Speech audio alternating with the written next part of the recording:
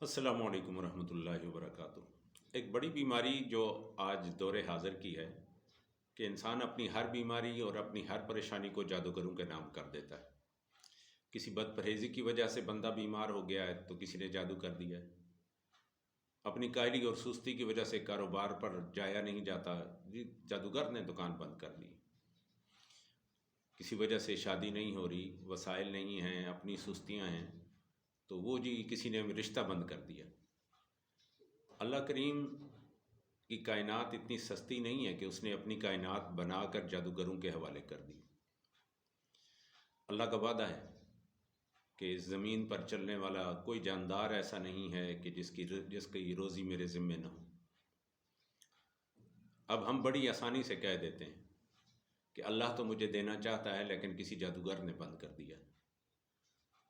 کوئی بندہ اپنی طرف نہیں دیکھتا کہ کیا میری کوئی غلطی ہو سکتی۔ دیکھیں، جب آپ گلا سڑا پھل یا کھانا کھائیں گے تو اس کا لازمی نتیجہ یہ نکلے گا کہ آپ بیمار ہو جائیں گے۔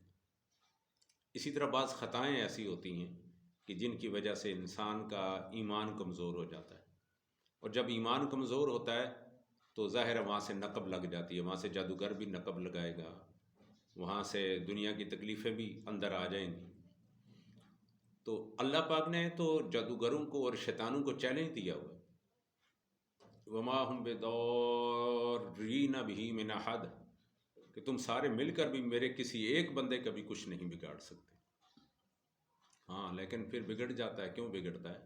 اس لیے بگڑتا ہے کہ الا باذن اللہ، جہاں سے اللہ کا ذمہ اٹھ جاتا ہے، جہاں سے اللہ کا ذمہ اٹھ جاتا ہے تو پھر پریشانیاں بھی آتی ہیں، پھر مصیبتیں بھی آتی ہیں، پھر جادو بھی ہوتے ہیں، پھر تکلیفیں بھی آتی ہیں، بے سکونی بھی ہوتی ہے۔ ہم لوگ اصل میں سکون والی دوائی نہیں استعمال کرتے۔ ہم ایک جادوگر سے ڈر کر دوسرے جادوگروں کے پاس چلے جاتے ہیں، اور ساری زندگی ہم اس کھیل سے نکل ہی نہیں پاتے۔ حالانکہ سب سے آسان نسخہ جو سکون کا ہے، زندگی کے اندر سکون کا ہے، کوئی بھی جو بیماری ہو، کوئی تکلیف ہو، اس کا الٹیمیٹ جو رزلٹ نکلتا ہے وہ یہی نکلتا ہے، بے سکونی آ گئی۔ اب سب سے پہلے ہم نے بے سکونی کا علاج ڈھونڈنا ہے۔ اللہ نے واضح علاج بتا دیا، الا بذکر اللہ تطمئن القلوب، خبردار، اللہ کے ذکر کے سوا دلوں کا سکون کسی جگہ، کسی چیز میں نہیں ہے، کسی جگہ میں نہیں ہے جتنا سکون اللہ کے ذکر میں ہے۔ ذکر کی جو محفلیں ہوتی ہیں وہ جنت کے باغوں میں سے باغ ہیں، میرے آقا حضور صلی اللہ علیہ وآلہ وسلم نے فرمایا۔ تو اگر سکون جنت میں نہیں ہے تو پھر کہاں ہوگا؟ ہم دوزخ میں جا کر سکون ڈھونڈتے ہیں۔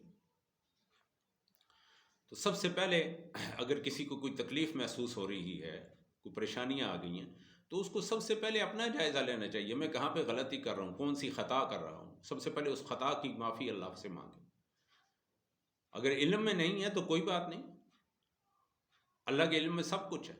آپ اپنے اللہ سے دعا کریں، یا اللہ جن خطاؤں کی وجہ سے، جن میری گناہوں کی وجہ سے مجھ پر یہ تکلیفیں آ رہی ہیں، میرے مالک وہ گناہ اگرچہ میرے علم میں نہیں ہے لیکن تو جانتا ہے، تو میرے مالک میری ان خطاؤں کو معاف کر کے میری یہ پریشانیاں دور فرما دے۔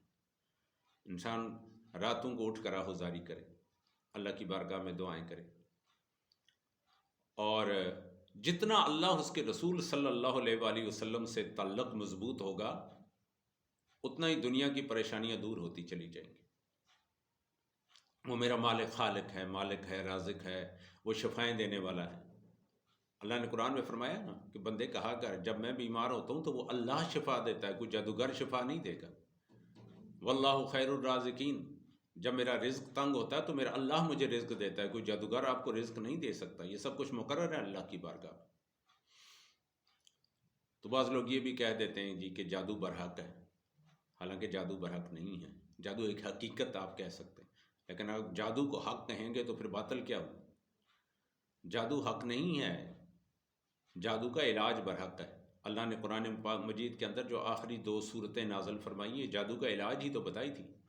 تو قرآن برحق ہے، قرآن کی صورتیں برحق ہیں، اور جادو کا علاج برحق ہے، لیکن سب سے پہلے اپنی کمزوریوں کی طرف، اپنے گناہوں کی طرف توجہ دینی چاہیے۔ اور علاج کے طور پر سورہ بقرہ اگر زیادہ نہیں ہو سکتی تو ہفتے میں ایک بار بھی اگر تلاوت کر دی جائے، سورہ بقرہ جادو سے محفوظ کرتی ہے۔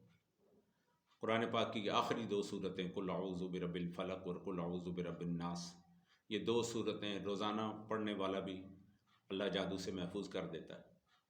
اور اس کے علاوہ ایک جو وظیفہ ہے وہ ہے تعوذ اور تسمیہ کے ساتھ لا حول ولا قوت الا باللہ العلی العظیم، یہ کثرت سے پڑھی جائے یا 313 کی تعداد میں روزانہ پڑھ لیا جائے اس کو، تو اللہ پاک جادو سے حفاظت میں رکھتا ہے۔ لیکن اس کے لیے زیادہ ضروری یہ ہے کہ انسان اپنی نماز، اپنی اتباع، تابعداری، فرما برداری، اللہ کے ساتھ تعلق کو مضبوط بنائے تو اللہ پاک محفوظ کر دیتا ہے، ضرور کرتا ہے محفوظ۔ تو اللہ پاک آپ کو اور ہم سب کو ان تمام برائیوں اور نافرمانی سے محفوظ رکھے۔ السلام علیکم ورحمۃ اللہ وبرکاتہ۔